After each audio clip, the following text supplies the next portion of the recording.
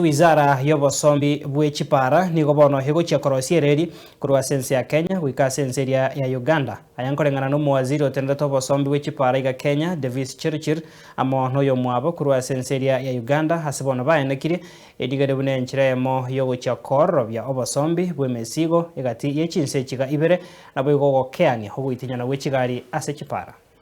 We need to reduce the pressure on our roads, reduce the road accidents, but more importantly, the railway has got a better carbon footprint because we are able to hold so much on the railway line as compared to the roads.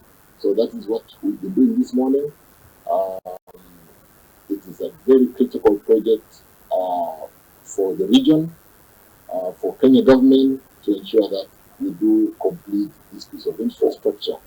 And as the host country, with the advantage of hosting the Mombasa port and servicing our brothers in Uganda and South Sudan, we need to accelerate the development of this corridor and support the movement of goods, ensure that we are a competitive region as it were with respect to the global village we live in today, in terms of being a region that is a least cost or that attracts global firms to do business from the perspective of the cost of doing business.